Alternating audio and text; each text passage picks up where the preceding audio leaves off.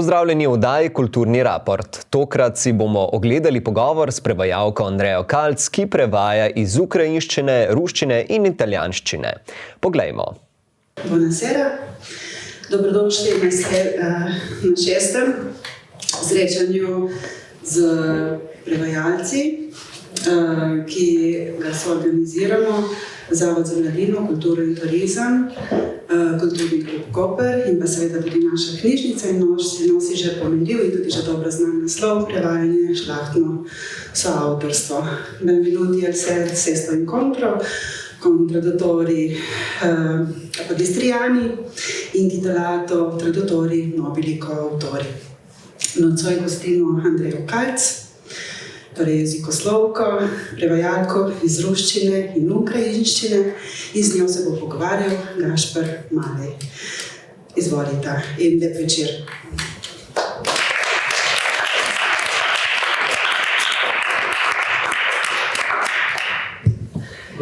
Dober večer še v mojem imenu.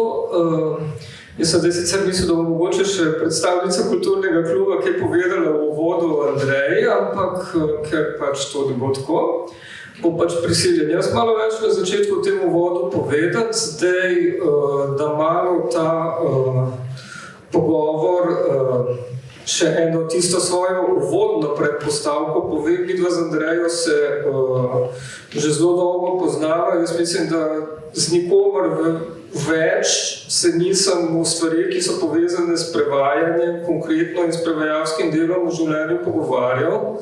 Zato upam, da ne boste preveč zamerili, ker bo mogoče ta pogovor deloval malo bolj neformalno, kot je sicer za javnost v kakšnem detajlu mogoče običajno.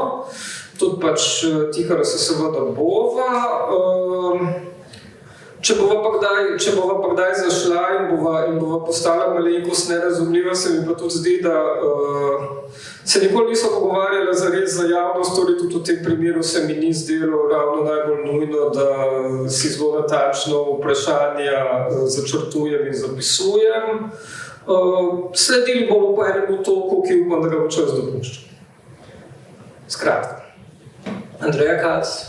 Dober večer, hvala za udeležbo, hvala vsem organizatorjem za organizacijo, za čudovito dvorano in za ta pomemben cikel. Književno prevajanje ustvarja slovenski literarni kanon, ker smo zelo majhen narod. Je prav tuja literatura tista, ki nas gradi, ki gradi tudi zelo pomembno naš jezik. In književni prevajalci, nekateri bolj, nekateri manj, nekaj ste jih že spoznali, veliko jih upam, da še boste, da so ti načrti široki. Smo včasih precej introvertirani, obožujemo svoje pisalne mize, se za njimi radi skrivamo, brskamo po različnih arhivih, tudi spletnih, in ne prav vsi radi nastopamo, čeprav je to del poklica. No, to sem hotela, da dokončam misel, malce zatrege za začetek tudi ne škodi. Je potem dragoceno, da se soočamo tako z bralci, z kolegi, kar počnemo, kot smo danes že Sonjo Polanc razglabljali po telefonu, kar počnemo večinoma v zasebnih okoljih, je pa ta debata vedno zelo dragocena. In upam, Gašper, da ne bova dolgočasna. Nekoč, ko sva se, mislim, da pred skoraj 10 leti o Marini Cvetajevi pogovarjala v mladinski knjigi, prav to v Kopru, nam je organizatorka na koncu rekla, no, v redu sta bila, kajti s prevajalci včasih težko zaidete v zelo tehnične podrobnosti, tako da ne bova, ne? No, preden bova prišla, tudi kakšna tehnična stvar po mojem je zelo koristna, zaradi tega, da si pač lažje predstavljamo, do česa sploh so ti naši rezultati te knjige, ki jih vidite, upamo, da jih tudi kaj preberete. Zdaj moram vendarle na začetku povedati Andreji Kalc, da nastopa, in zato sem si očitno ne po naključju ta življenjepis dal sprintati, zato da vam vsaj malo predočim, koliko različnih vlog ta oseba, ki je zdaj z mano sedi tukaj pred vami, opravlja. Se pravi, Če lahko skrajšam, po izobrazbi Andreja Kalc seveda slovenistka, rusistka. Pomembno za začetek pogovora bo to, da je že diplomirala z tezo povezano z Marijo Cvetajevo, z njeno poezijo, zato prejela tudi študentsko Prešernovo nagrado. To še ni bil takojšnji korak, verjetno ne na prevajalsko pot, ampak skoraj, ker je pač Andreja sledila tudi tej svoji slovenistični vokaciji in je zdaj spet izrazite je sledi, če lahko tako rečemo v zadnjih letih. Je jezikoslovka, je veliko delovala kot lektorca tudi v okviru Lektorskega društva Slovenije, kar ni nepomembno, ker gre tudi pri delu lektorja za zelo pomembno dopolnjevanje prevajalskega dela.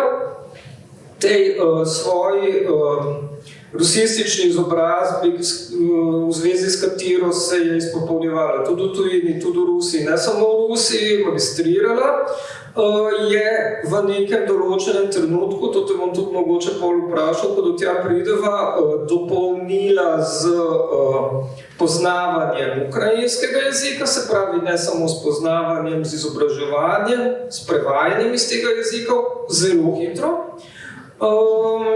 Potem je sledilo tudi delovno zadolžitev, ki je bila zelo zanimiva in pomembna, lahko boš rekla, da naključna, ampak tudi ne. Zaposlitev v Ukrajini, se pravi kot lektorica slovenskega jezika, učiteljica slovenščine za ukrajinske študente na Univerzi v Kijevu. Takrat se spomnim, da si tudi kot v tej poziciji organizirala tudi več gostovanj slovenskih literatov nas v Ukrajini. Poskrbela tudi za to, da so bila naša dela prevedena v ukrajinščino, da so bila tudi dela mnogih ukrajinskih avtorjev, ki so nas potem tudi nekateri obiskali tukaj, prevedena nazaj v slovenščino. Skratka, teh ukrajinskih avtorjev se je tudi že s časom nabralo kar veliko, manj sicer knjižno, kar je zanimivo, ne? In potem pa je dejansko prišel ta moment, ko si, zdaj se pravi v zadnjih letih, prej si bila večino časa samozaposlena v kulturi, se pravi kot prevajalka, kot lektorica, potem pa je v nekem trenutku prišla pa spet neka okoliščina, ko si se spet nekoliko bolj povezana s prostorom, z katerega izhajaš, se pravi s tem, šla v čezmejni prostor in si zdaj zaposlena na Slovenskem raziskovalnem inštitutu, ne v Trstu, kot jezikovna sodelavka, kot jezikovna svetovalka in boš mogoče še lahko malo risala kaj. In trenutno zgleda, kot da je to v ospredju tvojega profesionalnega dela. Ali se tako samo zdi? Pa smo prišli do konca, pa bomo šli pol nazaj. To je zdaj vprašanje, kaj je trenutno v ospredju mojega profesionalnega dela? Ja, glede na to, da se zdi, da to ni prevajanje, ne? Tako se zdi, ker je pa to s prevajanjem zelo povezano. V bistvu je povezano, povezuje vse to jezik in to, kar je za jezikom, torej naše doživljanje sveta, ki ga sama najlažje občutim, se z njim povežem prav skozi literaturo in skozi jezik v najrazličnejših okoliščinah, ravneh, plasteh, globinah, nižinah, širinah. In ja, po novem celo v tehnologiji, jezikovni tehnologiji, s katero se kar konkretno s kolegi ukvarjamo v Slovenskem raziskovalnem inštitutu. Še vedno prevajam, približno eno knjigo na leto mi uspe objaviti poleg službe, kar je naporno, ampak bi brez tega težko preživela. Raziskovanje je zanimiva dejavnost, v katero se zdaj ponovno po 10 letih podajam, ampak ne ponuja tega zadovoljstva in teh globin kot tih književno prevajanje. Tako da ja, 2 knjigi Velimirja Hlebnikova čakata že nekaj let v predalu dokončani. Upam, da boste išli prihodnje leto, letos ne uspelo. Pravkar izhaja je skoraj da tik pred tiskom knjiga kratkih zgodb Katerine Kalitko, ukrajinske pesnice, aktivistke, prozaistke, zelo markantne ustvarjalke, ki je, mislim, da dvakrat obiskala Slovenijo, bila je gostja Viljenice, kjer je tudi prijela kristal Viljenice, in gostja, mislim, da Gogine rezidence v Novem mestu. Tako da to pravkar nastopa. Nekaj si omenil, da je mojih ukrajinskih prevodov kar nekaj. Izhajali so, večinoma je to poezija. V bistvu sem iz ukrajinščine poezijo prevajala, zato ker prevajalcev nimamo. To se je prav hudo pokazalo v trenutku napada Rusije na Ukrajino, ko smo prevajalce krvavo potrebovali na vseh ravneh, tudi književne. Tudi potem je kar naenkrat nastala velika potreba. Mislim, da so me dnevno klicali, a biti to, mi bi pa še to. Prej sem pa kar desetletje ali poldrugo desetletje poslušala, kako ukrajinska literatura, od urednikov, mislim, bom odkrita. Saj so za to odločitvijo tudi stali nazadnje, kako ukrajinska literatura ni zanimiva, da je Slovenci ne poznamo, da je recepcija tako rekoč nična in tako naprej. Zdaj se je to spremenilo, morda v najmanj zanimivem času za ukrajinsko književnost. Kajti zdaj je prevzela vlogo podpornika družbe, podpornika politike, seveda absolutno razumljivo in potrebno, da opravlja funkcijo terapevta, morda na nek način, ampak kot vemo iz zgodovine, literarne zgodovine, iz krajev zelo nedaleč od nas, pa tudi iz naših, potem sama umetnost trpi. In jo tudi drugače razumevamo. Tako da je tudi zame zelo težek trenutek, ko se moram odločati. Velikokrat namreč uredniki sprašujejo, kaj bi predlagala. In je zdaj ta moment težko. Ali kaj kakovostnega, ali kaj, kar je tudi malce aktivistično in prikazuje drugačno sliko te dežele, v kateri roko na srce, tudi zaradi zgodovinskih okoliščin, pa morda malce politike, jezikovne politike naše države, resnično vemo premalo. Dolga sem bila, ne vem, če sem ti odgovorila. Odgovorila si čudovito s tem, da si že začela mi rahlo prehitevati, ker Ukrajina je zelo kompleksna stvar in v bistvu dejansko ta vdor realnega, v katerem mi pač seveda tukaj ne moramo veliko govoriti, je pa seveda takoj prišel na dan. Bom malo postavil pod vprašaj to, da sem jaz v resnici vendarle ta pogovor želel začeti bolj literarno in priti do ukrajinske literature, ki jo seveda slabo poznam, tako kot jaz mislim to govoriti, te splošne nacionalne literature, ti pojmi, malo se bi lahko tudi znebili tega, da je kar tako zlahka tudi prevajalci poznamo, ker jih premalo poznamo, da jih zares poznamo. Vrnil bi se verjetno k temu še malo seveda v začetku, zakaj sem pač hotel priti najprej k Svetajevi seveda, zaradi tega, ker se mi zdi, da če si ti zdaj znova ponovila, kako ti je literarno prevajanje kot tako pomembno, kar si povedala, tudi že tle sem si označil in se mi je očitno potrdilo, da ti to še vedno tako je, kar je lepo. Eksistencialno pomembno, točno. Bi te potem vprašal res, zaradi tega, ker avtori kot je Cvetajeva, ne glede na to, kaj je trenutno kultura, kaj je Rusija danes, kaj je nekoč bila, živijo za cel svet in delajo za cel svet. In nenazadnje midva sva se tudi kot urednik in kot prevajalka srečala prvič ob tej knjigi, se pravi ob poskusu sobe, za katero je bila Andreja tudi nagrajena z Vračičevo nagrado Radojke Vračič za mlado prevajalko, nenazadnje. Pa me zanima, bom kar tako rekel, 2014 je bil poskus sobe.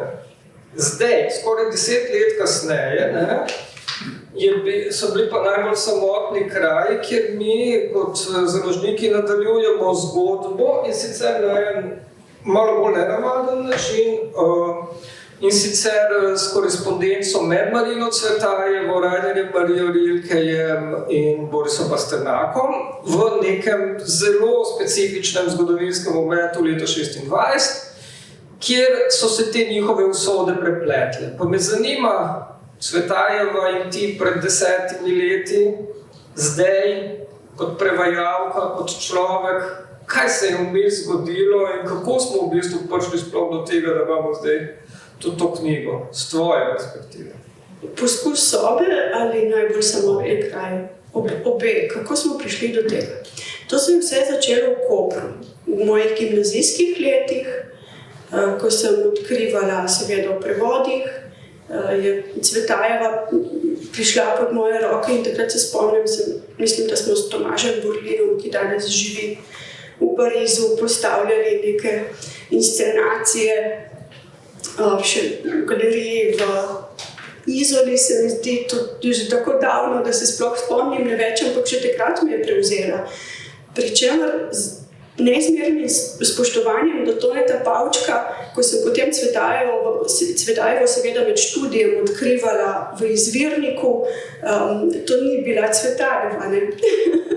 Tam je veliko izvrstnega, navdihujočega Toneta Pavčka, malce manj Cvetajeve, dovolite mi to kritiko. Jo izgovarjam z absolutnim občudovanjem, upam, da se to razume. Tako, takrat je bila namreč tudi prevodna norma zelo drugačna od prevodne norme, ki jo imamo danes. Torej, kako so takrat književni prevajalci postopali, se to zelo, zelo razlikuje od tega, kaj počnemo danes in način, kako to počnemo. Ta čudovit naslov tega cikla, Žlahtni soavtor, se malce dotika tega. Zašla bom, Gašper, ampak se mi zdi pomembno, da to... Bova tudi do tega še pa. Dobro, potem pustim krmilo tebi. Ne bom tega več kradla. Takrat se je začela fascinacija. Ko je bilo, Cvetajevo sem veliko brala, nekatere, predvsem ruske postsimbolistične pesnike. Mislim, da je to stvar odraščanja, duhovnega, intelektualnega odraščanja, da za njimi zbolimo. Verjetno imate podobne izkušnje vsi, ali vsaj nekateri, tisti, ki vam je poezija blizu kot način dihanja. Ne vem, zakaj za modernisti zbolimo. Vidim pri kolegih, vidim pri slovenskih posebnih ustvarjalcih, da te bolezni potem trajajo. Malce se zdaj šalim s to podobo, ampak pri meni mislim, da je šlo za to. Jaz sem s Cvetajevo živela 10 let, zelo, zelo intenzivno. Bila je moj glavni avtor. Mislim, da sem jo čutila kot neke vrste babico, se mi zdi. Zakaj? Kaj pa vem? V bistvu se redko zgodi, da prevajalec v današnjem času lahko res intenzivno živi z nekim avtorjem, oziroma druga možnost, ki jo lahko tudi dopustimo, je, da o tem enostavno ne govorimo. Zanimiv izziv. Verjetno o tem ne govorimo, ker ni prostora, kjer bi o tem govorili. Večinoma knjige predstavljamo v zelo profesionalnih okoljih, kar je tudi to, seveda, ampak nismo izpostavljeni kot avtorji. To drži. Mislim pa, da so te ljubezni, bolezni res včasih izredno intenzivne. Zame je bilo morda v enem določenem trenutku tudi malce preveč. Ampak niso vse tako intenzivne, da bi potem rezultirale v tem, da se je erotično da ne prevajati. Tako da kaj je bilo tle po tvojem odločilno? Tvoja spodbuda. Resnično, Gašper, mislim, da že na zadnjem večeru poreda pušča. To vprašanje ne odgovor. Ampak tako je. Spodbuda je bila že v trenutku, ko smo se odločili, da bomo to knjigo naredili. Ampak to pa verjetno ni bil vseeno ne tvoj prvi, niti ne knjižni prevod ali celo. Prvi je bil na moji levi zgoraj sodobna ruska poezija, kjer so zbrani tako, tule so, bom tudi tu zelo odkrita, poskus sobe, več prevajalcev je bilo, zbral ga je Brane Muzetič, to so bili ruski avtori, ki so na nek način še danes podtalni, izredno kritični, morda ne najbolj všečni, živijo po strani ruske sodobe, sodobne poezije v tem smislu, da je recimo veliko prostega verza, kar še danes ni izrazito značilno za sodobno rusko poezijo. Celo prevajajo Rusi na ta način še danes, da tudi tuje avtorje, ki pišejo izrazito prosti verz, prevajajo ritmično. Zakaj? Ker je to njihov modus. In to je recimo na festivalu Vilenica se je to izrazito pokazalo, ker organizatorji in slovenska publika je težko sprejemala to vrsto poezije. Od Belorusov, Ukrajincev, mislim, da ruskih avtorjev ni bilo razen ene, vsaj kolikor sem sama sledila. Tako, slabo je bila sprejeta ta antologija. Drago Bajt, s katerim imava danes kar dober odnos profesionalen, je takrat spisal uničujočo kritiko, zaradi česar se sama potem nisem lotila ničesar dolgo let, mislim, da 5 ali 6. In potem si prišel ti in si rekel, čakaj, to pa bi mi morali izdati. In predrznost, nisem bila prav mlada, niti takrat ne, ampak bila je predrznost, da sva se tega lotila. Mislim, da ja, no, da je tako zahtevna avtorica. Pozitivne predrznosti verjetno bi še vedno sledili svojim tudi lažnim seveda učiteljem. Verjetno, kar pomeni, da si enostavno prideš do točke, ko si moraš tudi dovoliti delati napake. In zdaj, kdo bo o teh in kako bo o teh napakah presojal, je pa spet ena zelo nežlahtna tema, o kateri tudi se v javnosti zelo ne govori, se pravi, ker se tiče bolj medkolegialne debate med nami prevajalci in ravni strokovne kritike, ki smo je prvi mi verjetno zmožni med sabo, na kateri ravni pa poteka ali ne poteka, je pa spet stvar debate, ne?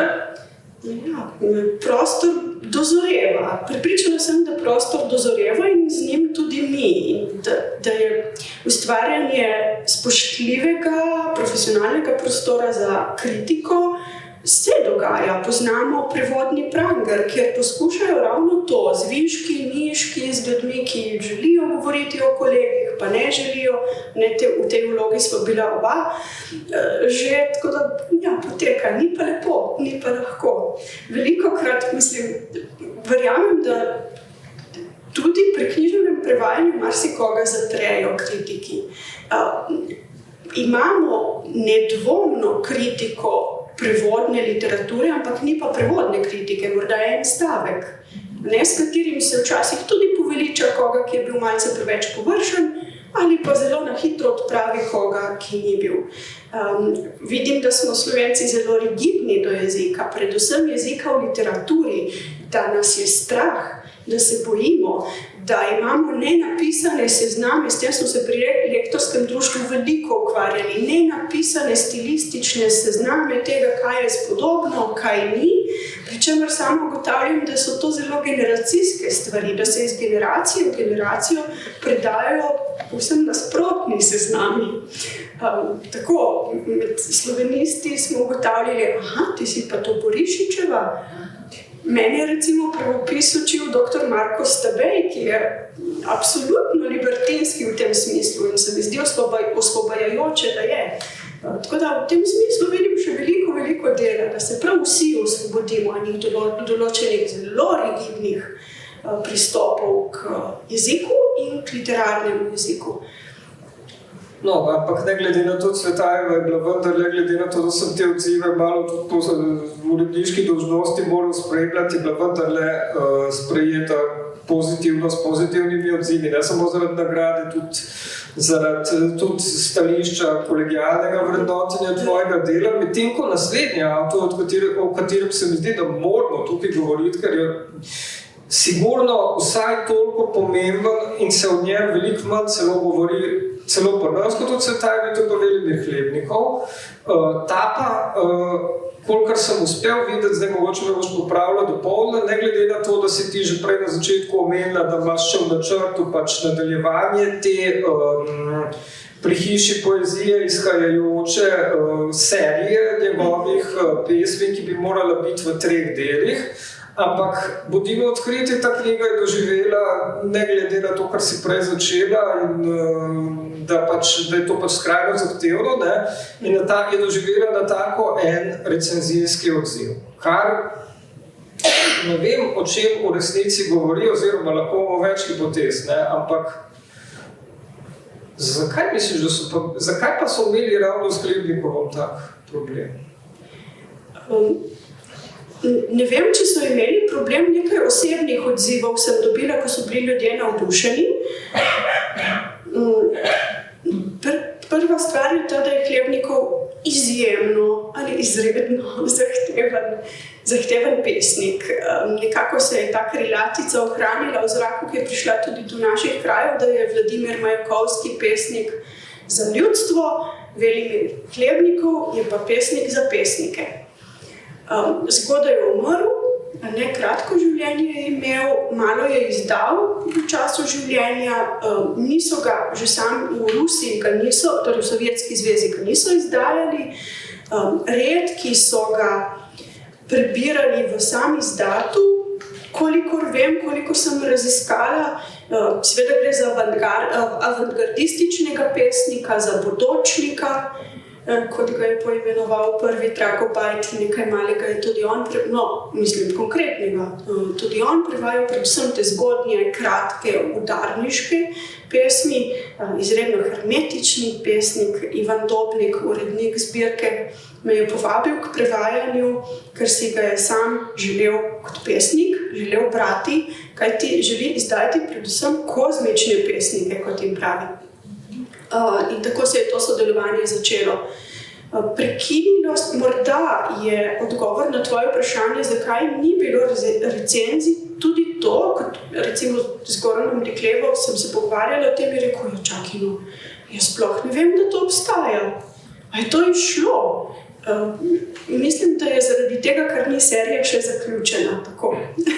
Da ni to zdaj čisto nič zloveščega, ampak da so vsi pričakovali tisti, ki so pričakovali 3. knjigo in potem 4., kjer bo pesnitev, nadpesnitev Zangezi.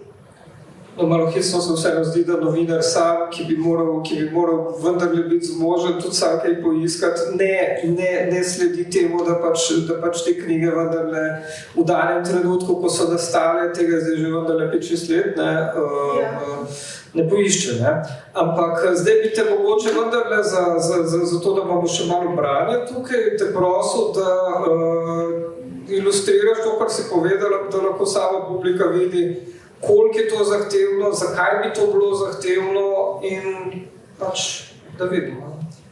Velimir Hlebnikov je poznan po izumu tako imenovanega zvezdnega jezika.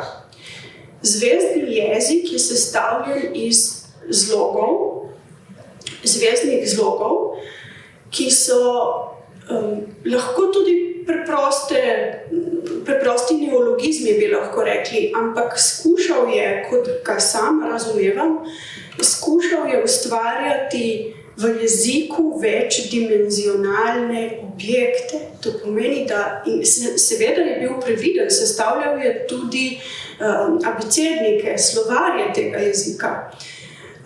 Bil je matematik, ornitolog, kajti rojen je v srednji Rusiji, njegov oče je bil naravoslovec, mislim, da je prav sam Viktor oziroma Velimir odkril tudi in popisal eno vrsto ptic, zdaj se ne spomnim katerih. In prav vse to je v teh zvezdnih zlogih. Nekaj boste slišali, ne vem pa, če jih boste prepoznali. Recimo, njegovi sodobniki so si pomagali tako, da so te zvezdne zloge naslikali, narisali, postavljali so jih na oder pri določenih futurističnih podočniških postavitvah. Če to mogoče za dodati, da je bila tukaj ena, da seveda to ni bil izoliran ustvarjalec, ampak je bila, kot verjetno vemo iz ruskih avantgard, da je bila to skupina zelo disciplinarno različno usmerjenih posameznikov, tudi posameznic, in da so se tle seveda umetnosti med sabo precej prepletale. Tako. Dovolite, da za začetek, samo za ilustracijo, samo preberem njegovo definicijo. samo enega zvezdnega zloga. Slovar zvezdnega jezika, skupnega celi zvezdi, ki jo naseljujejo ljudje. Gre za neko skoraj da mistično intuicijo vibracij našega planeta, s katerim se je tudi veliko ukvarjal, zato Ivan Dobnik pravi, da gre za kozmičnega pesnika. V, to je zvezdni zlog. Premikanje točke po krožnici okrog druge nepremične točke. P. Premikanje neke točke v ravni črti proč od nepremične točke. Od tod telesa polna jam, razprostornine, ki jo zaseda telo v trirazsežnem svetu. Puh, prah, puška. Par dveh točk, ki jo ločuje širjenje prostora. Zdaj, samo z racionalnim umom dojemanje vsega tega ne gre, zanimivo se mi pa zdi, poglobiti se je preprosto treba. Ne? Zanimivo se mi pa zdi, da so to stvari, ki še danes izredno dobro funkcionirajo, če so na vaši poti, če se z njimi srečujete. Mogoče bi bilo še dobro, da prebereš malo, kako je to v pesem samo potem Hlebnikov tudi vpletel, glede na to, da je to seveda naredil in potem jaz mislim, da vam že kar dober komentar z vidika tega, kaj bi to lahko prevajalsko pomenilo. Tudi daljša pesnitev, ena izmed najznamenitejših Raztrganina na nebu. V preteklih virih boste našli prevod Razpoka na nebu, ampak ker se je veliko ukvarjal tudi z mitologijo, predvsem z mitologijo mongolskih ljudstev, s katerimi je bil v stiku, sem tam našla referenco, da je to v bistvu zelo pomembna podoba iz te mitologije. Zato sem se odločila za raztrganino na nebu, kajti neko božanstvo povzroči to raztrganino. Raztrganina na nebu, prodor v jezike, združenje zvezdnega in vsakdanjega jezika, kjer je roj zelenih H za 2 in L oblek v času pobega, go oblakov nad igrami ljudi, V trum okrog nevidnega ognja, ča mladeniča, do nežnih oblačil, zo modre mladeničeve srajce, P je dekleta rusa bluza, K krvi in nebes, go deklet, venci gozdnih cvetlic in veva vstopnic, pi teka po obroču steze, ša bosih nog kot kraki ka pokoja.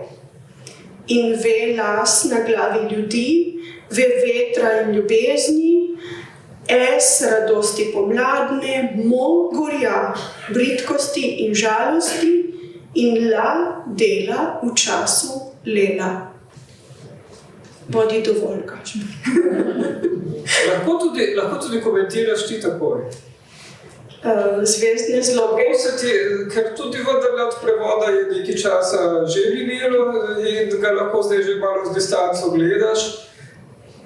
Kaj ti to govori? Zaradi tega, ker jaz kot bralec lahko najprej povem, ne samo na podlagi te pesmi, ampak na podlagi, tukaj pesniška izkušnja seveda pomaga, ne bom rekel, da ne, ampak se mi zdi, da sem zelo hitro zaznal, da si se ti s tem kot prevajalka uskladila. Se pravi, našla si, ne vem kje in ne vem kako, ta svet tako, da je, ne glede na to, koliko se lahko zdi na prvi pogled nerazviden in zahteven in zelo oddaljen od tega, kar smo tukaj in zdaj, ampak si ga odprla. Si s tem, kar si naredila, in to je tisto, kar prevajalec v resnici počne, si odprla en kanal, da nekdo, ki je pripravljen temu slediti, lahko pride not. Medtem ko mnogi, tudi dobri prevajalci poezije, ta vrata, ki morajo biti prehodna na obe strani, se pravi tako mene kot bralca noter, kot avtorja ven in tako naprej, vse skozi to komunikacija, ta komunikacija teče. Se pravi, jaz bi sklepal pač po izkušnji, da si ti to komunikacijo uspela najprej z avtorjem oziroma s tekstom vzpostaviti in jo potem tudi tako prenesti, da je meni kot bralcu postala berljiva. Ja, že izvirnik ni na prvo žogo berljiv. Na marsikatero naslednjo žogico tudi ni bil berljiv. Hvala najprej Gašper za to posvetitev. Na različnih ravneh se je to dogajalo. Namreč v svojem magisteriju sem se ukvarjala v bistvu z neko nenavadno teorijo ruske literarne zgodovine, ki je bila povezana s psihoanalizo in s Heglovo filozofijo zgodovine. In tam sem se morda naučila, tisto je bilo absolutno neuporabno za mojo tezo, želela sem raziskovati uničevalnost v ruski kulturi. Zakaj? Lahko sklepate, zakaj me je to zanimalo. To sem počela na materialu simbolistične poezije, ker je to seveda nemogoče pokazati, ampak recimo ta teorija mi je pomagala, zdaj vidim prav pri prevajalskem delu. Naučiš se skozi literarno zgodovino, kako kodi določenega obdobja funkcionirajo, kaj doprinesejo. In ruski futurizem in z njim vštric ruski formalisti, torej teoretiki tega istega obdobja, so nam precej zgodaj pokazali drugačen pogled na svet. Torej, bodočniki futuristi so razmišljali o ploskvah, šli so v kozmos, potovali so v času, združevali so epohe, marsikaj so naredili. To je bila ena plat. Druga plat je seveda zelo tehnična. Kar je lepo pri ruski kulturi je to, da absolutno nimajo občutka za lastnino, za avtorsko lastnino in vse dobite na spletu. Vse je brezplačno, čudovito akademijo znanosti, ki je vsakega avtorja raziskala, popisala, zbrana dela teh avtorjev so neizmeren užitek.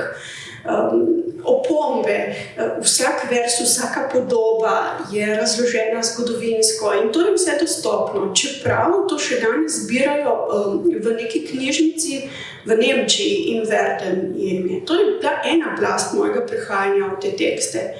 No in to seveda je zelo dobro, da je tudi v aparatu v tej knjigi marsikaj od tega konkretno. Ko sem jaz recimo prebral tekst, ki ga je pač formalist Tinjanov napisal o tej knjigi, pač konkretno o Hlebnikovu kot avtorju, je to nekaj, kar ti spet nadgradi celotno možnost, da v take tekste vstopiš. Ampak kot vemo, lahko bi bila izdaja, v kateri česa takega sploh bilo ne. Ja, in mislim, da bi bili bosi. Ker namreč skozi proces tega težavnega branja seveda kot prevajalec greš, če imaš ta čas ali če si ga vzameš, recimo, da malce ukrade vsakdanjega življenja. Mora biti posvetitev in mislim, da se mi je prav tu zaustavilo, torej, da nista še tretji in četrti zvezek izšla, ker nisem imela več fizične možnosti za to posvetitev, za to, da se izločiš življenja, zapreš vse naprave, moji bližnji to poznajo, ker me 2 tedna ni bilo, vidim mamo zadnje, ker me 2 tedna ni bilo na spregled, ko sem zaključevala. Recimo zame je absolutno nemogoče živeti vsakdanje življenje in se posvečati takemu delu. Pa verjamem, da ne samo zame. No, ampak ravno tudi ta nemogočost je zelo pomenljiva in govori zelo veliko spet se vrnemo lahko k tej podarekovaji žlahtnosti, spet se lahko vrnemo k temu, kaj je realnost prevajalskega dela in prevajalskega poklica, spet lahko malo drugače pogledamo na to, kaj v tej družbi se od prevajalca pričakuje in ne nazadnje o tem, kako funkcionira založniški sistem in o tem, kako znotraj tega založniškega sistema lahko slišiš tudi izjave o tem, kako so pač pomembni klasični teksti, več ali manj že vsi tudi prevedeni in tudi več ali manj že vsi dobro prevedeni, pa takoj vidimo, da praksa pokaže nekaj čez drugo. O tem bi se dalo na dolgo debatirati. Vidimo, da zamujamo, ne? To so izredno pomembni avtorji, nikakor se ne čutim pomembno v tem smislu, ampak ja, so pomembni avtorji, ki jih preprosto ne prevedemo, ker za to ni časa in nimamo dovolj podpore. Na različne načine. Sistem je pač tak, kot je. Zelo majhen trg smo, tega se moramo zavedati, na to verjetno tudi kaj vpliva in v družbi se vse spreminja. Literatura, to si moramo tudi v takih okoljih povedati, je marginalen družben sistem. Tako je. Je izredno pomemben, sploh za tako majhne narode kot naš, ampak je marginalen družben sistem. To za seboj... Kako? Jaz rečem, zakaj bi bilo to ovira, pa gremo dalje. Se strinjam in tako tudi deluješ. Zato imamo v Kopru tako čudovito založbo, kot je tvoja, ki podpira tudi take stvari, ne? Z zavedno intuicijo, ki jo imaš kot urednik, ne samo pri meni. Ja, pri čemer mi realnost omogoča delo do točke, da lahko rečem, da te založbe nima niti več smisla imeti, ampak to spet ne bomo se zdaj o tem pogovarjala. Ne bova, ja. Ker bi bilo verjetno boljše mogoče, preden gremo res vendarle tudi na Ukrajino, na to, s čimer si začela, ne, mogoče vseeno paralelno s Hlebnikovo mogoče vseeno postaviti Svetajevo, Rilke, Pasternaka kot osebnosti in kaj se je dejansko, tudi ena pomembna stvar, kaj se je zares med temi osebnostmi dogaja. Zato korespondenca. Ne? Zato verjetno tudi pri Hlebnikovu so zanimiva stvar, njegovi zapiski, ki pojasnjujejo, se pravi, ne samo to, kar so ti ljudje literarnega napisali, kar v neki hierarhiji mogoče velja več, ne? Je bolj vredno interesa, ampak spet, kakšna je ta hierarhija? Kako bi ti umestila to, da si se odločila, oziroma da smo se skupaj z Samom Prušičem kot prevajalcem iz nemščine odločili za prevod te korespondence, ki je potekala v več jezikih? Kaj je vendarle tisto, kako bi ti vendarle rekla s tvojimi besedami, ne bom z mojimi, da je to za sodobnega človeka pomembno? Lahko? Ja, na različnih ravneh. To je res roman v pismih. Ko so si tedaj dopisovali, to je videti. In za Cvetajevo tudi njeni biografi pravijo, ona je vedela, da bo to izdano. Vsa njena korespondenca, tudi tista, ki jo je imela recimo z ljubimci, z možem, s prijatelji, ustvarjalci, s Pasternakom, skoraj 700 strani pisem se je ohranilo, koliko se tega ni ohranilo. Ne? Pri tej knjigi, ko sva jo delala, sem zelo naivno imela že, mislim, da 20 let doma en izbor tega in se zanašala, da je tega pač malo. Ne? Na koncu se je izkazalo, da je ogromno in da sva se morala tudi tu malce odločati, koliko dati in koliko ne. Ja, to so izvrstni učbeniki za vsakdanje življenje. Ampak resnično, ko sem na začetku govorila tudi morda malce ironično o bolezni, ljubezni, ki jo doživljamo z določenimi avtorji, se tudi zato, ker nam morda pokažejo tudi na vsakdanji ravni, kako... A se sliši? Ker je nenazadnje tudi tisto, kar se je med temi ljudmi dogajalo. Točno tako. Prisilna emigracija, zdaj pri Pasternaku ne, on se je odločil, kot je znano, da bo ostal v Sovjetski zvezi, ampak Cvetajeva je zaradi političnih odločitev in usode moža, belogardističnega oficirja, z otrokoma, ena punčka, sin se je rodil v Pragi že, eno punčko je izgubila v Sovjetski zvezi, z eno je potem preko Berlina do Prage in takrat se to vse začne. Torej po 100 letih danes beležimo popolnoma identično situacijo, kjer so ogromno ruskih avtorjev imamo v Evropi. Intelektualci emigracije, kar so bili že pred 100 leti. Tako, težave s štipendijami, recimo Cvetajeva je preživela z štipendijo češke vlade in danes je vse. Tudi pisala o tem, da je nočejo ravno dati, pa da dajo komu, ki mogoče ni to pomemben avtor. Imeli so tudi, kar je še ena precej človeška zadeva, ko jih vidiš, ko to vidiš, ne.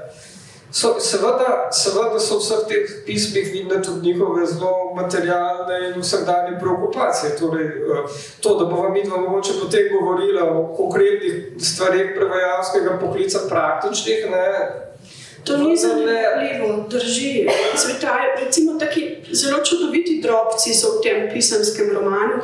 Govorimo o ruskem delu, o dopisovanju med Rilkejem in Cvetajevo in Pasternak, ki je iz tega izpadal na koncu, morda kdaj drugič v drugi priliki, tam si ne drznem toliko, ampak iz Pariza mu pošilja debel volnen pulover zanj in za njegovega najmlajšega sina, zvezek za zapisovanje, kajti tudi tega je primanjkovalo.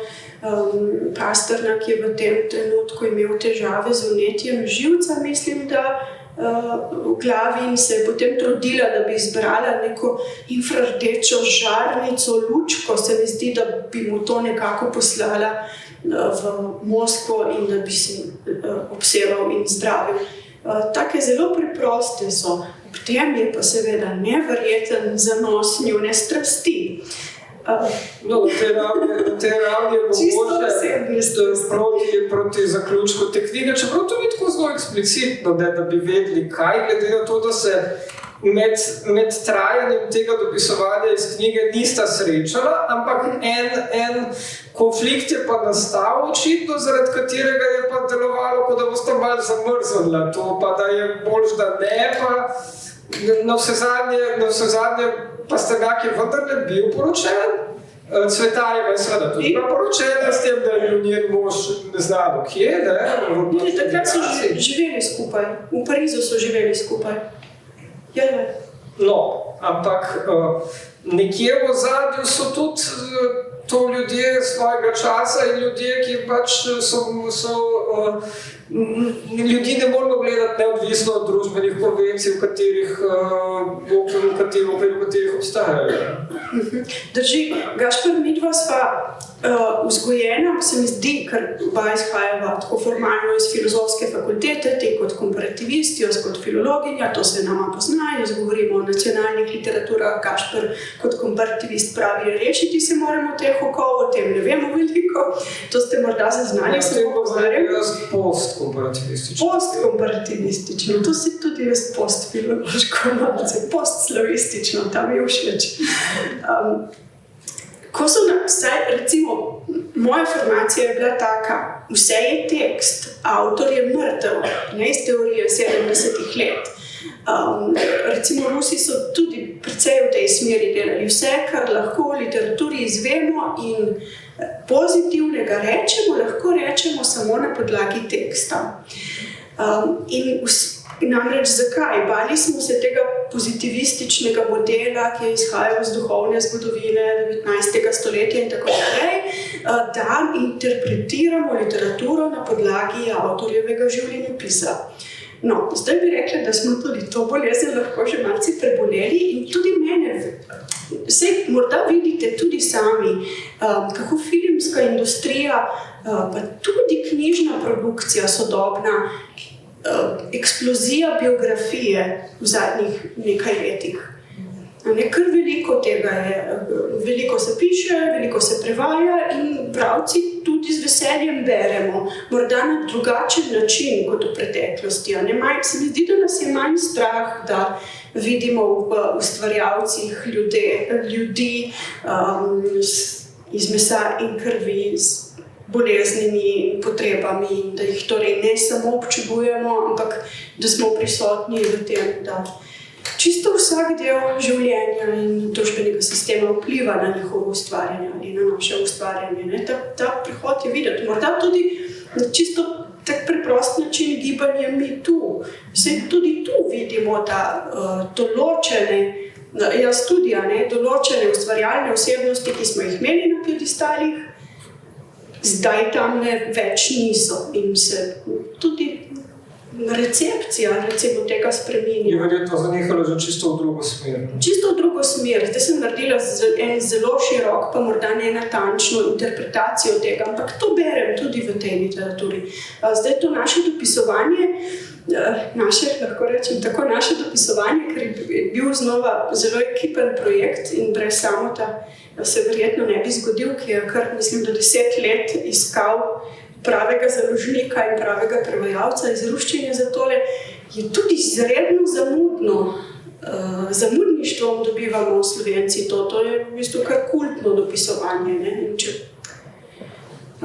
Če upoštevamo tudi to, da ni tako, že sama Cvetajeva je zapisala v svoj testament, ne, da 50 let po njeni smrti šele to lahko pride na dan in se to bilo hranjeno v švicarskem arhivu in tako naprej. Drži. Tudi sama zgodba teh pisanja je zanimiva.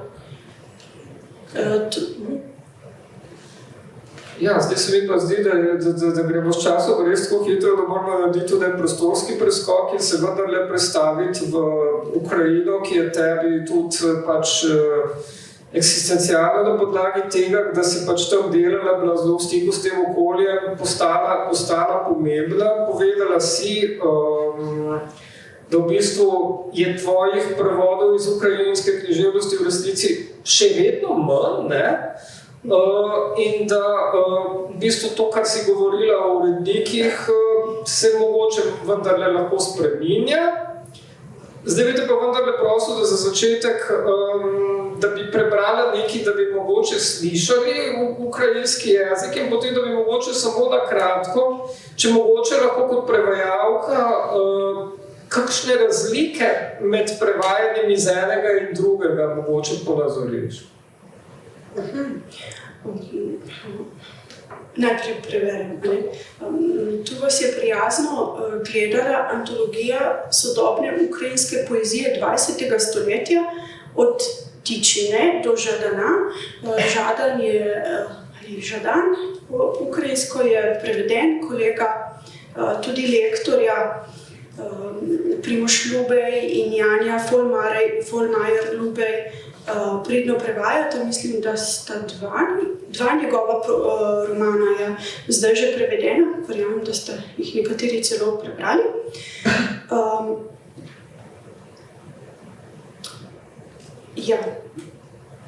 Torej, Ukrajinci delajo zelo lepe knjige, tudi fizično zelo lepe knjige. To je cela serija poezije. Veliko poezije pišejo in tudi izdajajo. Pomembno je morda na podoben način kot v Sloveniji. Izbrala sem pesem Ivana Andrusjaka, ki je zadnje desetletje predvsem mladinski otroški avtor, je tudi urednik otroške serije pri kar dobri založbi. Mi je pa pesem, ne vem, vem zakaj, izredno všeč. Najprej bom prebrala v ukrajinščini, potem pa še v slovenščini. Kajti eno tako občutek imamo Slovani, da se lahko razumemo brez prevodov. Na kar nekaj takih dogodkih sem bila, kjer ni bilo tolmačev.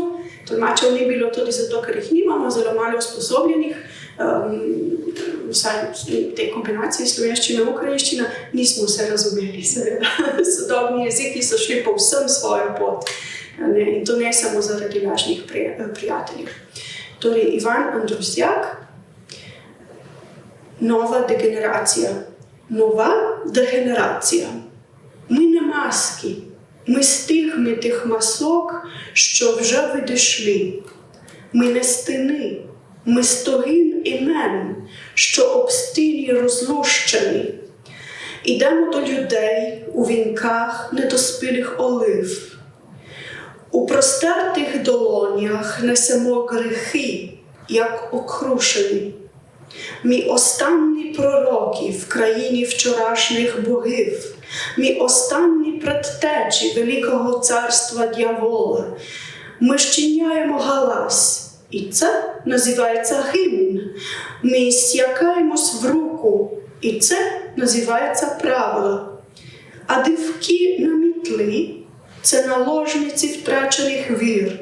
Це Михайло Булгаков над ламаним сміхом заходиться, в божевільній труні долі ліц повертається вій.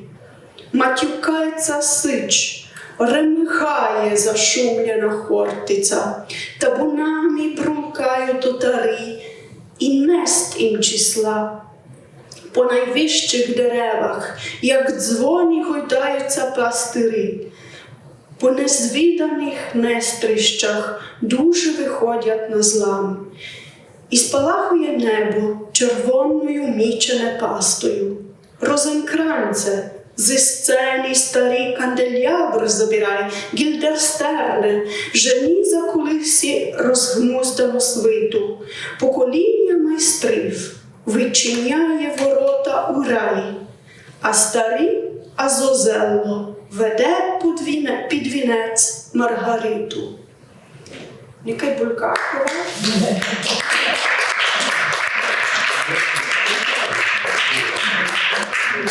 Все розуміли? Попривіримо. Некай Булгакова па Маргарита і Азозела і Шекспіра. Нова дегенерація. Nismo maske, mi smo stigme mask, ki so nas že zapustile. Nismo stene, stok smo imen, ki so se ob stenah luščila. K ljudem stopamo pod venci nedozorele olive.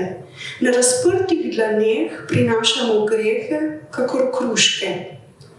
Zadnji preroki smo v deželi včerajšnjih božanstev, zadnji oznanjevalci smo velikega peklenskega carstva. Ustvarjamo hrup in temu pravijo himnični spev. Useknemo se v roko in temu pravijo gosposke manire.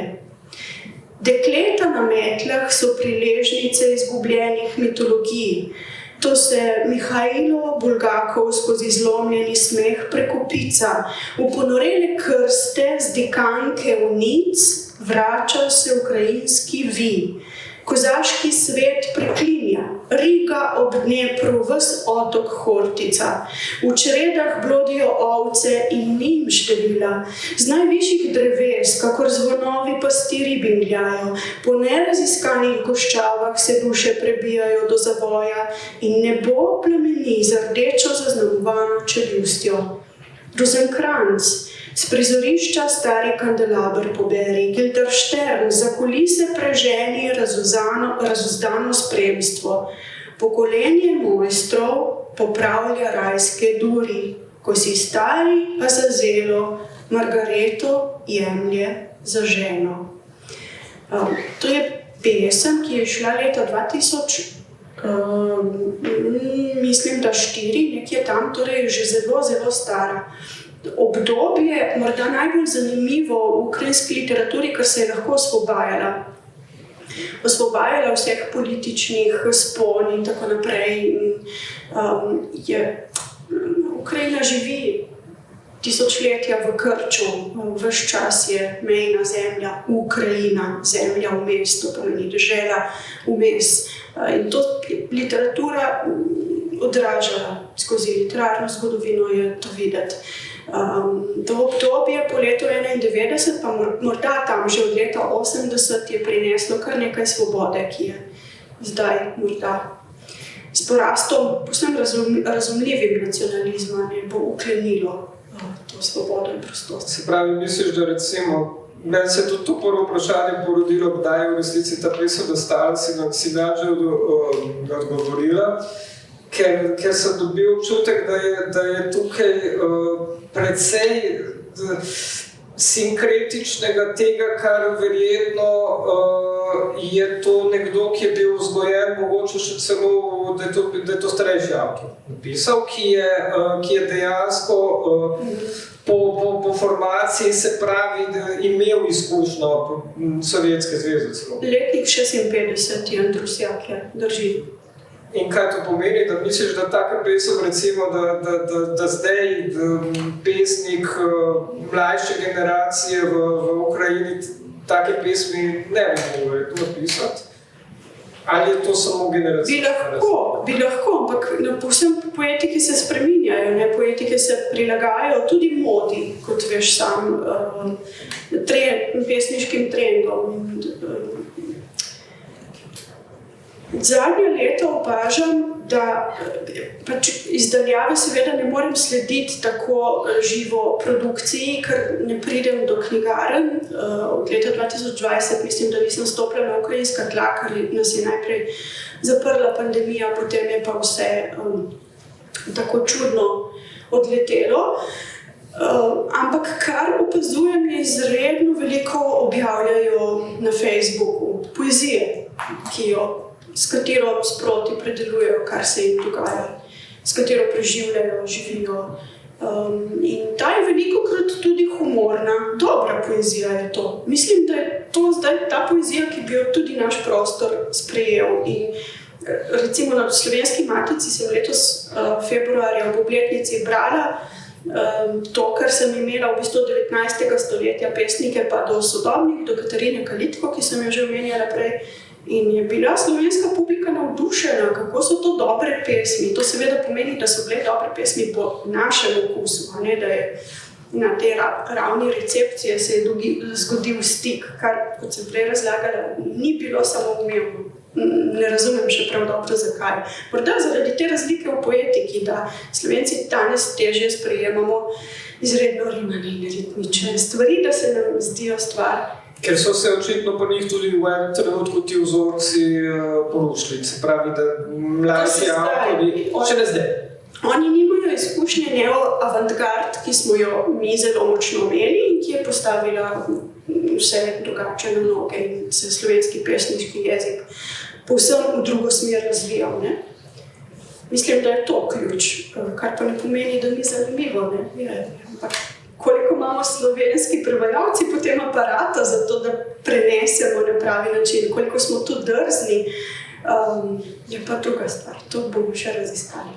Mogoče ravno tukaj pravi moment, da če bi kdo želel, ravno ko smo prišli do Ukrajine, do tega, da če bi kdo želel s kakšnim komentarjem, s kakšnim vprašanjem iz publike, če želite kaj izvedeti glede situacije literarne v Ukrajini, mogoče, da zdaj vprašate o tem?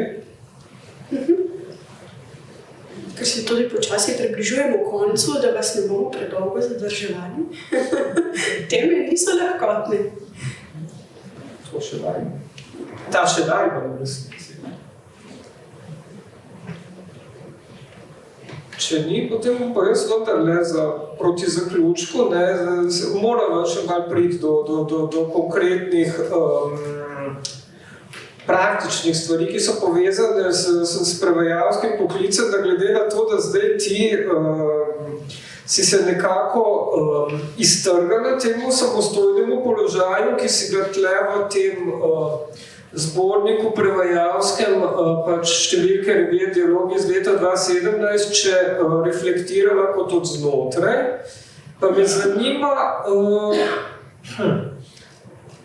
a se ti zdi, kot zdaj opazuješ, da se je vmes v tem času, ki je bistvenega spremenilo boljšega. Mogoče tudi boljše vidiš od zunaj, ker pač lahko gledaš na položaj prevajalca iz relativne varnosti neke zaposlitve, ki je seveda relativna, kot si vemo, kot je vse relativno. Ampak mogoče ti je pa to omogočilo en zunanji pogled, prvič pogled, ki je povezan s tvojo izkušnjo, s tvojim mogoče pristopom in načinom dela kot prevajalko, in drugič, kako vemo, da so mnogi pomembni slovenski prevajalci vidni, marsikaj tega, kar so vidnega in pomembnega naredili tudi zato, ker so jim bile omogočene službe, v katerih so to lahko počeli še poleg vsega drugega. Drži, danes službe niso več take, redko katera je vsaj v teh poklicih 8-urna. Ampak se da iztrgati čas, tudi tako, da človek spi. Ne vem, če gledam dovolj navzven zaradi zaposlitve, namreč samozaposlena sem bila vse do lanske pomladi, samozaposlena v kulturi, torej to ni dolgo obdobje. Več v tem smislu mi je dalo soočanje s tehniškimi prevajalci, da tako rečem, torej s prevajalci, ki se ukvarjajo z računovodskimi izkazi in podobnimi zadevami. in soočenjem z njihovim honorarjem, soočenjem s kolegi, ki predavajo na oddelku za prevajanje Filozofske fakultete, kjer mlade učijo na začetku postavljati decentne cene. Ampak resnično para srce ob tem, kakšni so ti honorari. Morda se nam zven zdi veliko, da za 32,5 dobi prevajalec, ne vem, 10,000 evrov, odvisno od založbe, odvisno od... Založbe. Ja, tudi od založbe. In ista založba lahko različnim prevajalcem tudi za tak enormen obseg ponudi zelo različno, ne glede na to, da je financiranje jaka zadaj. To je zelo malo. To je res sramotno malo. Ja, mislim, da pa niso najboljše razumeli. V katerih založbah si govorili o teh, ki financirajo literarno prevajanje, ali si že govorili? Ja. Torej, primerjava med komercialnim prevodom pa književnim prevodom, pač primerjave ni, ne? Ni. Resnično je težko preživeti. In to se mislim, da potem pozna na tem, katere knjige prevajamo, v kakšnih stanjih jih prevajamo, koliko časa imamo za to, o čemer smo se prej pogovarjali, za popolno poglobitev, potopitev, zlitje, doživljanje, ne vem, recimo za Buško terenske raziskave ukrajinskega seksa je tako močna, da jaz se pri nekaterih pasosih jokala, zato ker sem tudi neke svoje travme razrešila na ta način, tudi do tega pride, marsikaj se ti. To je res izredno intimno psihološko delo, ne samo strokovno, strogo. Odvisno seveda od knjige, odvisno od avtorja, odvisno od obdobja, ampak to tudi malce časa jemlje včasih. Tako.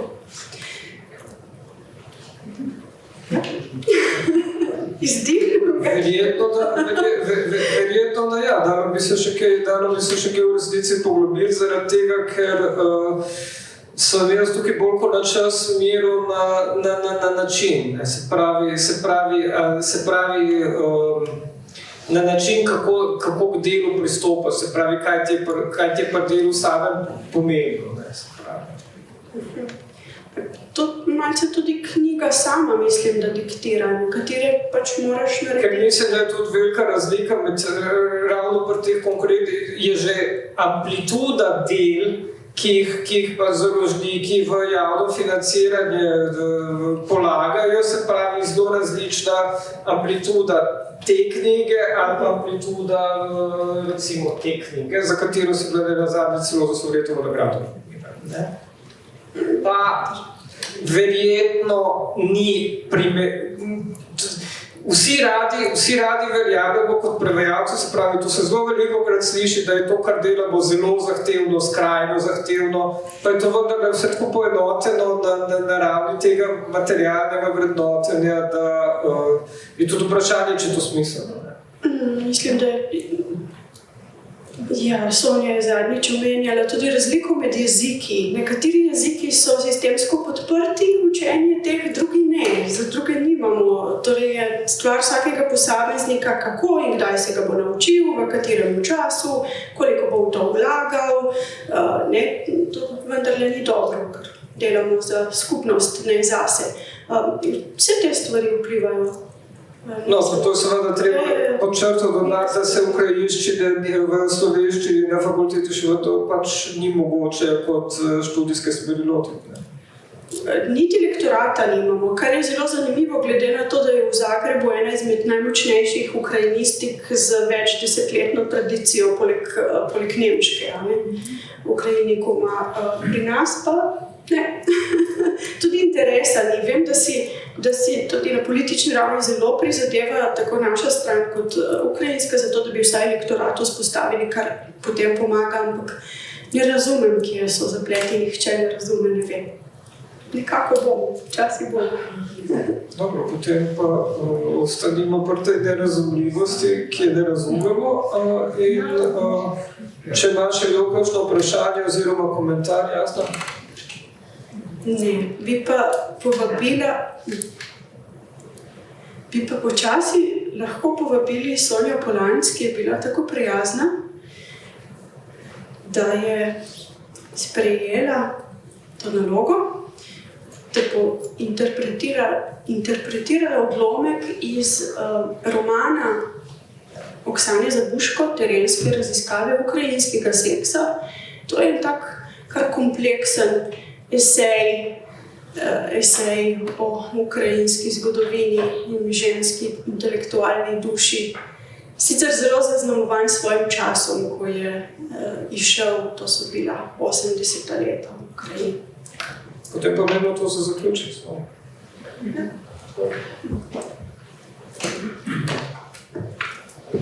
Znam kar tremo, tako poglobljenem. Ne, čestitke. Se pravi, terenske vaje iz poznavanja seksa, kako je bilo rečeno. Ali poznate ukrajinsko noč, dame in gospodje? Vraga. Ne poznate je. In vam niti ni do tega, saj imate svoje nič manj nemirne noči, vi si življenja jemljete v elegantnih primestnih hišicah, ovitih v bršljan, ker nimate s kom pojesti purana na Thanksgiving. Samo jaz sem se že utrudila zaradi lastne univerzalne empatije. Utrudila sem se od tega, da opazujem, kamorkoli se obrnem, eno samo žalost in trpljenje, trpljenje, trpljenje. Ali sem jaz tako narejena, ali je to ta moja ostra svetovno-nazorska tragičnost, kakor antena na žužeči tipavki. Povsod lovim vonj trpljenja. Jaz pa se stokajoča plazim proti njemu, namesto da bi radostno kausala z mladim žrebcem, ki je, ko sem ga speljala z njegove poti čuda vseh čudes, začel brati. Požrl je že kočo strica Toma, nekaj Jane Austen in se zaustavil na prigodah Toma Sawyerja. In ko je tedaj nekega večera pil čaj v moji kuhinji, prihajal je po treningu, pregret, jopič si je snel kar čez glavo, vrgel se je na posteljo, komično, kakor cucek si je ovohaval pazduhe. Direktno iz bazena sem, še vedno dišim po kloru. Po življenju je dišal, kec, po življenju. Navdušeno mi je pripovedoval, da se je naučil predstavljati pejsaže in prostore, ki so opisani v knjigah. Nenadoma je prekinil samega sebe in naivno vprašal, sam, kje bom pa našel kakšno punco, s katero se bom lahko vsem tem pogovarjal? Prihtna glavca, dojel je že o prvih korakih. Pot, ki mu jo je odpirala, je obljubljala samoto. Udarilo jo je kakor klofuta. Stop, trapa, potegni ročno, prenehaj že normalnim moškim polniti glavo z neumestnostmi in jim kazati varljivo svetlobo nekih skrivnih smislov, o katerih še sama ne štekaš veliko. Nato pa jih tako ali tako puščaš na pol poti, da si še nekaj let zatem ližejo rane.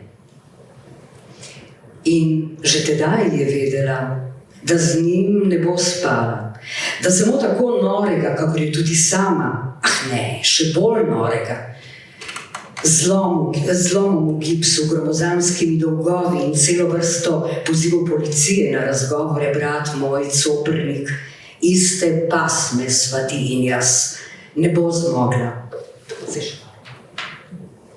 Ne bo mogla speljati z njegove od Boga dane poti. Kako plemenito od tebe, ljubica, daj, le daj, oglej si samo sebe. Z vseh strani si videti fajn, mar ne? Psihiatrija menda temu pravi miselnost žrtve. Ampak jaz ne morem narediti nič zato, ker so me tako učili.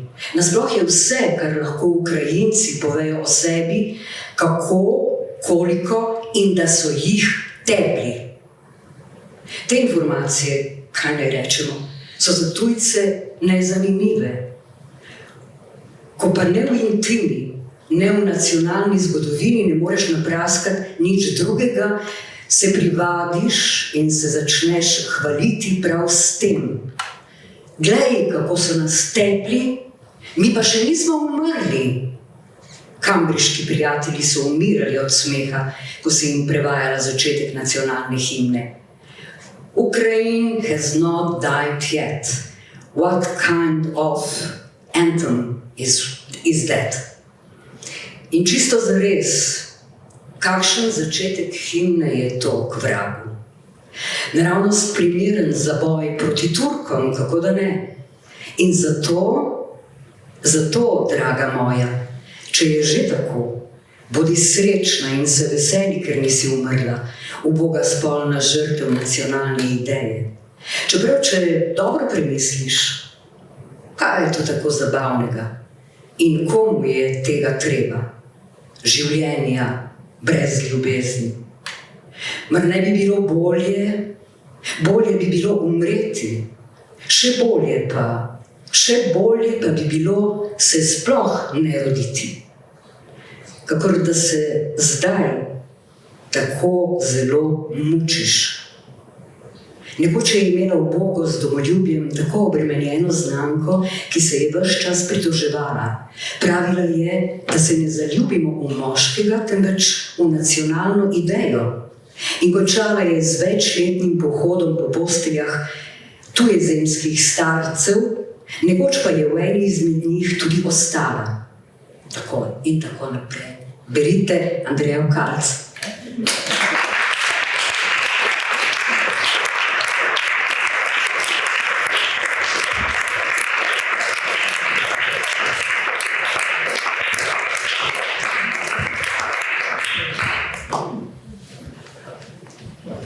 Hvala, Sonja.